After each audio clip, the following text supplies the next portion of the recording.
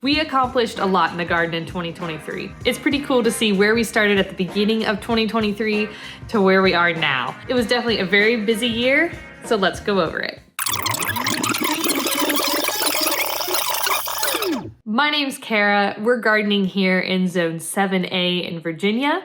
At the beginning of the year, we pretty much doubled the raised bed garden. We got off with a bang and we did a lot of big projects this past year. The raised bed garden was a lot smaller at the beginning of the year. We added those really big L-shaped raised beds to the corners. And we also added lots of skinny beds in the garden as well. The raised bed garden is definitely my favorite way of growing vegetables and flowers.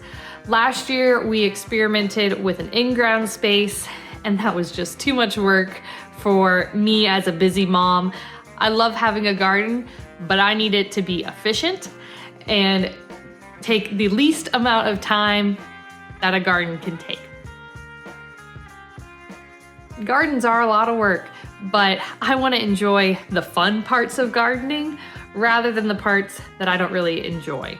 One of our main goals last year was to prioritize doing things on our farm that made things more efficient. We spent a little more time up front getting things organized and situated, and we invested a little bit more money on the upfront ends of some of these big projects I'm going to be talking about, so that the rest of the year we could sit back a little more and enjoy the nicer parts of farming and gardening that we enjoy. Doing the raised beds was the #1 big project that we started off the year with. I'm a big proponent of raised beds versus in-ground space. You can grow food in either one, and it's all gonna depend on your soil type too. But for our personal experience, we have found that raised bed gardening produces a lot less weeds, and the food and flower production is much higher than in an in-ground space. Here in Virginia, where we are, we have really hard clay that's pretty rocky here on our farm. We do actually have a good bit of topsoil because most of this farm used to be cattle pasture, but for the most part, the ground is still clay and rocky. Having the raised beds gives you a good 6 inches to a foot, however tall your raised beds are, area of compost and loose, soft material. And the looser the material, typically the happier the plants are, I've found, because it gives the roots on your plants that you're growing no resistance, and they can just grow and be happy, and they're not running into a big rock or some really hard compacted clay. This is also really good with things like carrots and other root crops where the primary vegetable is growing underground. So the main reasons we want to do raised beds: looser soil and less weeds. Also, the raised beds set us up for our second really big project of 2023. That was our drip irrigation system. The drip irrigation system was probably my favorite project that we did last year. It was a little bit of time on the upfront, but it saved so much time throughout the summer not having to water the plants. And we had a very dry summer here where we are as well. So not having to run out and water all the plants in the hot of the summer while I was pregnant this summer was a huge blessing. And I'm really glad that we installed that drip irrigation system at the beginning of last year. The drip irrigation system was quite a project though. We didn't have a water hydrant out near the garden, so that was step #1. We installed a water hydrant or water spigot over by the garden before we did the drip irrigation system. And in order to do that, we rented a trencher. This is a Ditch Witch C24X. It's a 36-inch digging depth, and it's about 30 foot wide. So that's something to keep in mind if you're trying to get into tight places. And trenched a water line from our main line in our house all the way over to the garden to install that water hydrant water spigot. It was definitely a long ways to trench. I'm glad we rented that trencher. I couldn't even imagine if we tried to dig all of that by hand. It would have taken us several weeks probably. And we were able to crank out this whole project in just about one weekend. We had some help, so that was really great too. If we had already had the frost-free hose bib over there by the garden, it would have made the drip irrigation system install process a lot quicker. And then after the water hydrant, water spigot was installed, we trenched PEX lines underneath the ground in between each of the raised beds and pop them up in the corners of the beds to have our drip system running on top of the beds. We definitely spent some time and energy onto our drip system. You don't have to do as much as we did to have an effective drip system. However, we just wanted all the pipes buried underneath the ground so that it was seamless and you weren't really noticing it as you're walking up and down the pathways. You could also install a drip system along the surface and just bury it with a little bit of mulch. We decided to do it underground because we figured it'd be there for the rest of the time, and there's probably less likely of a chance that it'll be messed up by having it buried and kind of out of the way.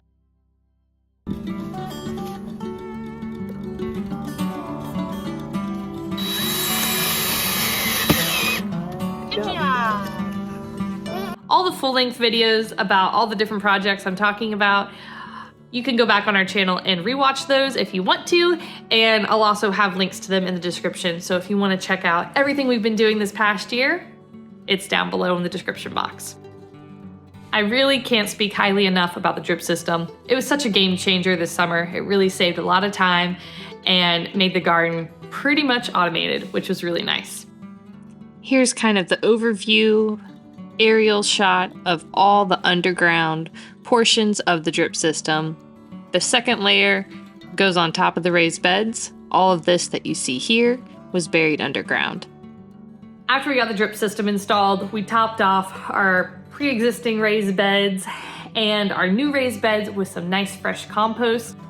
Here's Ryan here dumping some into the beds. We do make our own compost, but we did order a load of compost because we had a lot that we needed to fill up this year. I must say, as a gardener, seeing fresh compost on top of the raised beds is so satisfying. I know that this stuff is pretty much worth its weight in gold. After the compost was put on top of the beds, we added the drip tape, which is the actual part of the drip system on each bed. Where you saw us trenching before, that was the underground framework for the drip system. We then went through and put what you call drip tape on top of each bed, which is actually the hose that has little holes in it that will slowly leak out the water to the base of each plant.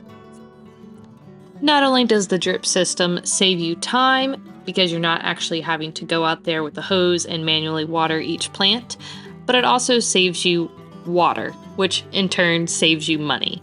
We are on a well here, but you do still have to pay for electricity to run that well pump, which costs money. So it gives the garden the most amount of water that it needs at the base of each plant without wasting excess water. For exactly how we set up the drip system, I have a pretty detailed explanation in a separate video on our channel. I'll link that down below in the description box, or you can just search it on our channel's homepage. The drip system is pretty easy to do. My son even helped me set up some of it, so if a toddler can do it, pretty much anyone can do it. So if it's something you've been nervous about trying, don't be scared and give it a shot. For the last several years, we've used cattle panels as our trellising system in the garden. These ones we decided to move from the in-ground space that was in the field, because we're no longer doing that garden, and put them into the raised bed garden.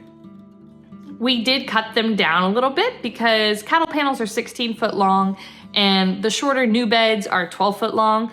So we cut the cattle panels just a little bit, but we saved that extra couple feet and we did utilize them for some shorter trellising on the back side of the garden. Since we had the extra cattle panels from the in-ground space in the field, we added a couple arches as well to the garden.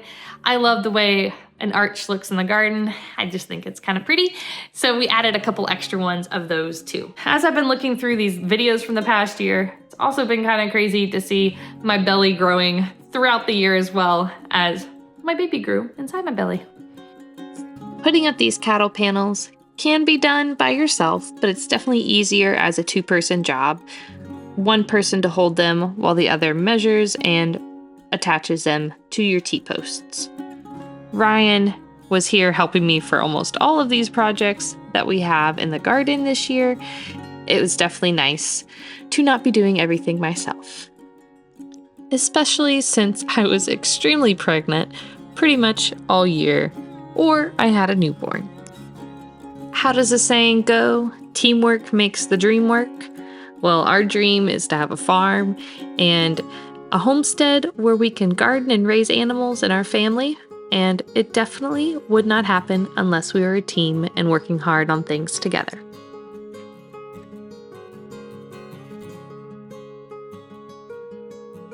I transplanted a lot of strawberries into some of the new raised beds as well after we got everything situated, and we had a lot of strawberries this summer. We got a lot of food harvested this year, and strawberries, even though we ate a ton of them out in the garden, we still were able to bring some into the house and use them for cooking and freezing this year, which we didn't get to do that last year. But this year they've multiplied themselves and we were able to have a lot. I'll go out and show you the strawberries in a future video here too, because we have a lot more to transplant this coming spring as well. Last year we added a new bed next to the house. I kind of called it the kitchen garden bed, although it's kind of evolved since then and is taken on a new idea. Initially, I wanted it to be just herbs and have it be just for culinary purposes. But I kind of changed my mind on that over the course of the year. Initially, I was thinking it'd be an herb garden, then I thought it might be a tea garden, and now it's got roses and lavender and hydrangeas. So it's kind of evolved. That's one of the fun things about gardening. You can change your mind and move things around and plant new things. There's always an opportunity to experiment your creativity and see what you come up with. The early spring showing of flower bulbs was gorgeous last year. The spring bulbs are one of my favorites in the garden. After a long winter, you just crave, at least I do, some green and flowers in nature. And so the spring bulbs are just vibrant and colorful, and they definitely satisfy that longing for color and freshness and things growing and being alive. And they definitely do not disappoint year after year. I planted quite a few hyacinths and tulips and daffodils the year before, and last spring they really showed off and were gorgeous. Hopefully the ones from last year overwintered and we'll have a lot of those blooming here this spring. We'll see how they do. Hopefully they all come back. Stay tuned for that, because I really do love the way spring bulbs are. They're so much fun. I didn't get around to planting new ones this season, apart from a couple hyacinths and little crocus. No new tulips though. The hyacinths and daffodils will definitely come back. We'll see if the tulips come back this year too or not. Hopefully they do, because they're really pretty. Early in the spring when you're planting things in the garden, sometimes it seems like it'll be forever until you're ready to harvest all that food. But watching these videos back really makes me realize how quickly time flies by. You plant the seed in the ground, and 8 weeks or however long it is until you're able to transplant it seems like forever at the time. But it really flies by pretty quickly, and before long you're having really big harvests and enjoying all the fruits, literally, and vegetables and flowers. And it really makes me long for spring and summer when the season's warmer and be able to eat all that yummy produce again. Another project we did this past year was installing grow lights in our basement. We made 2 different grow racks on bookshelves to start seeds on to get a jump start on the year. It'll be seed starting time here pretty soon. I can't believe it's already that time of year. I did direct sow a lot of stuff into the garden, and we also planted some onions from starts from Dixondale Farm, as well as transplanting out all those starts that we started in the basement together. Sugar snap peas and broccoli are some of our favorite things to grow early in the spring, and it's really nice to be able to harvest those veggies right in our own backyard and enjoy that. I'm looking forward to harvest time again, when we can get out into the garden and pick our own veggies versus having to go to the store and buy them. We do have some in the freezer that we've been utilizing, but I definitely did not put up and preserve as much as I wanted to. Next year, that's something I hope to be a little bit better at. Another project we worked on this spring was we put down landscaping fabric in some of our aisles and pathways, and we put wood chips on top of them. We were able to find a free resource for wood chips this year. Our local dump chips wood chips, and if you have a trailer or something that you can go pick them up with, you can utilize that service and have free wood chips. We were very fortunate to be able to borrow my father's skid steer and dump trailer and go pick up some of those wood chips, and we put them in the pathways of the garden to kind of tidy things up, and I really love the way it turned out. The wood chips in the garden make everything just look fresh and clean, and it just really made everything come together. I love the new design of the garden that we've done. The drone shots from the air really show it off. The aerial bird's eye view just makes the garden look that much cooler, I think. I sketched out the garden and worked in Excel to kind of tweak where I wanted all the beds and how I wanted everything laid out. And seeing it all come together and finished now really makes me happy. It's nice to see everything come full circle. From that sketch on a notebook to finally being able to see everything put together and now filled with green and food and flowers. That makes my heart happy. This particular drone shot from earlier this past year is one of my favorites from the entire year. I just remember this evening, the sun was the perfect golden hour glow. It was just starting to get dark, and the garden was finally greening up and everything was growing and doing really well. Once the garden hits its stride and gets really going, that's my favorite. When everything's green, that means that food is being produced and we're going to be starting to harvest everything really soon. This shot and then also another video later on in the season full of flowers were two of my favorites from last year. It's hard just not to love how green and beautiful everything looks. Did you notice our cats? We have two cats, Pepper and Daisy, and they were just in a few clips a couple seconds ago. They're always popping in and out of the garden bushes. Sometimes they actually scare me pretty good. They'll just pop out of a tomato plant when I'm pruning a tomato or something, and it does give me a good startle. I will admit, they've made me scream 1 or 2 times. But they are pretty cute. We grew lots of pretty flower varieties this year. Food and vegetables, obviously, we will always do, and I think it's really fun to incorporate flowers too. Flowers have been something that I've really enjoyed growing the last couple years. It really makes me happy, and who just doesn't love beautiful flowers? We grew some fun frosted salmon poppies, which are these like fluffy balls, and lots of dahlias and zinnias and cosmos. The flowers were just gorgeous. These really big purple flowers are so fun. They're called Globe Master Alliums. They're one of my favorite flowers that I grew last year. It's actually a bulb that I planted in the fall of 2022, and we enjoyed them in the spring of 2023. And they should come back every year, but last year was my first year having them. So I'll be sure to show you them again this coming spring when they bloom.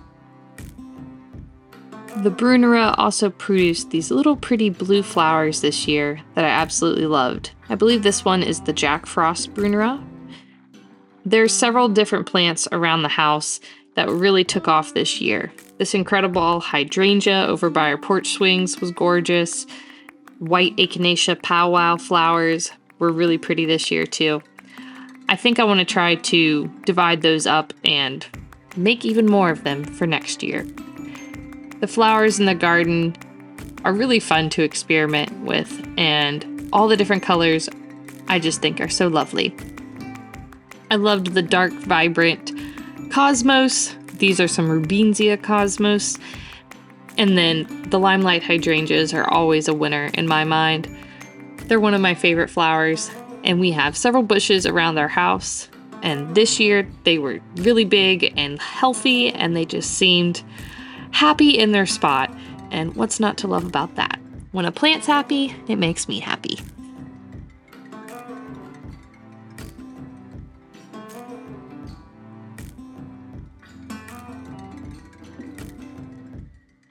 I planted a lot more flowers this past year, and it seemed like the birds and the bees and the butterflies increased in numbers as well, which makes sense. There's a lot more nectar for them to eat and enjoy, and so I got to enjoy their beauty as well, in addition to the flowers.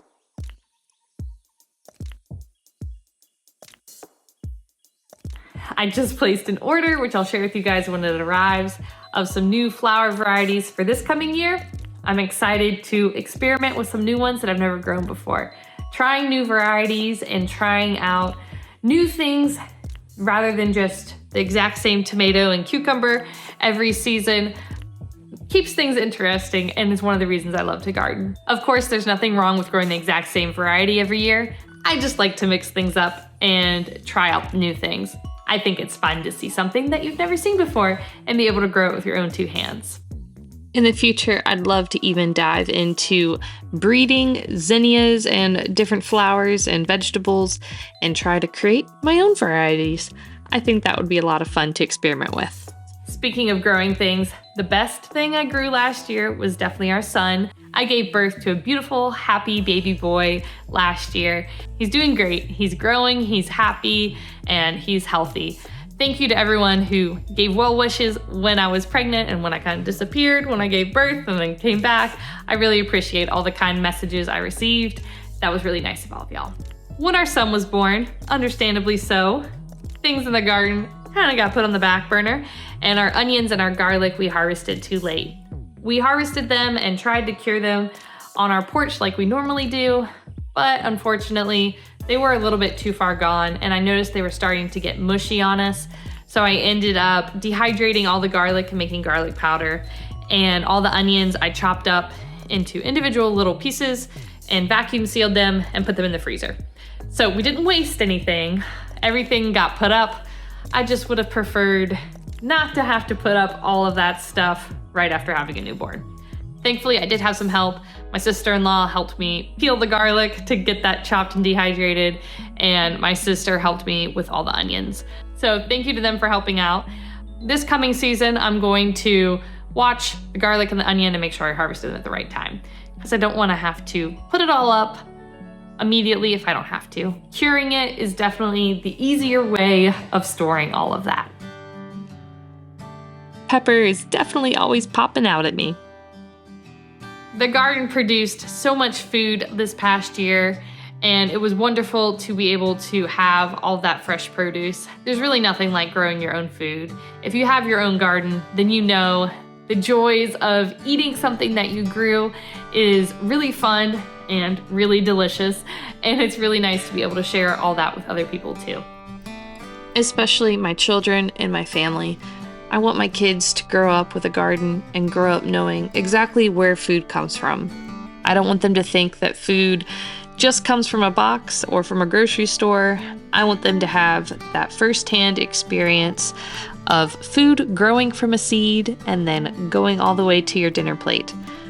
God created the cycle of food and photosynthesis and all that good stuff, and I want them to be able to not only experience the hard work of growing your own food, but also experience the beauty and the glory of creation and be able to worship God through creation. I think creation magnifies His name, and that there's no greater testament to there being a divine creator in the universe than the garden. He made everything, and His goodness and how many different varieties He created for us is evident everywhere you look. I mean, just look at these cool poppies.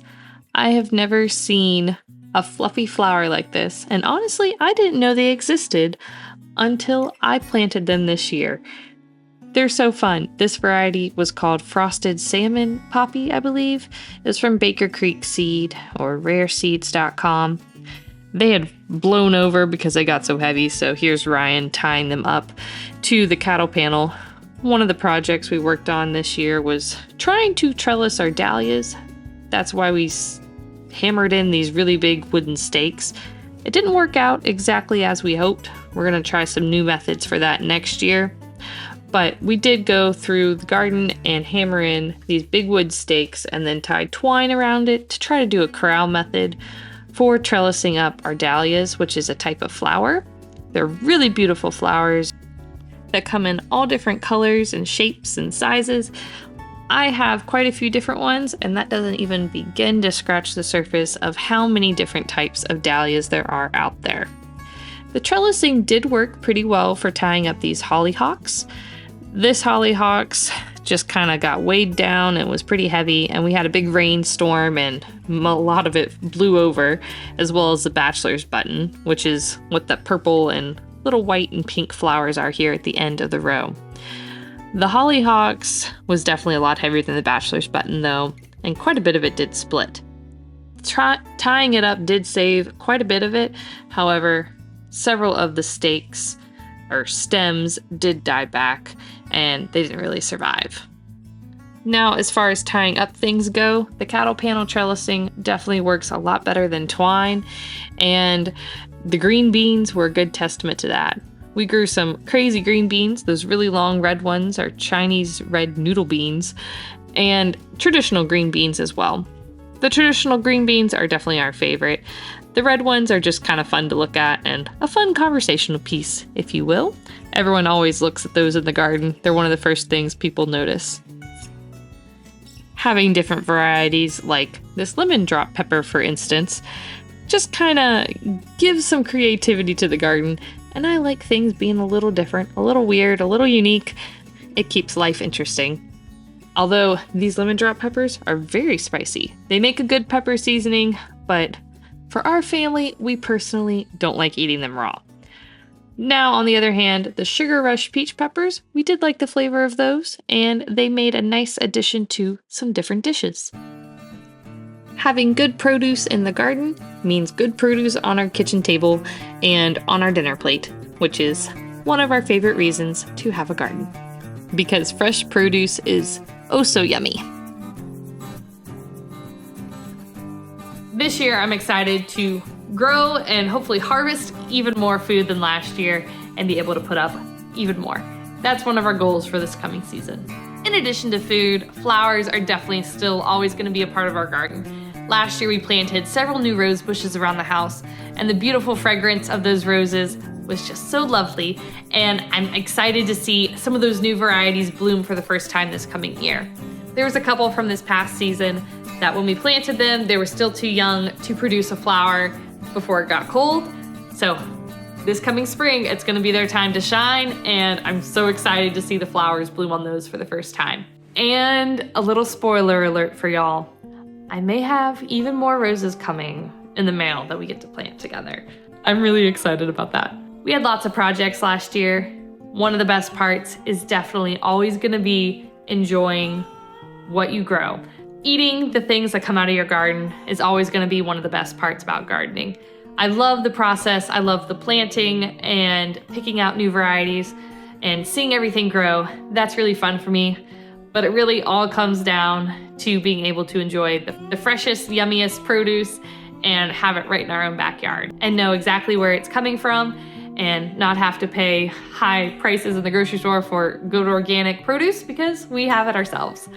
There should be some nice weather over the next couple days. I'm hoping to clean up the rest of the garden, and then we'll get to planting here soon. And there's lots of fun projects we have in mind for this year too.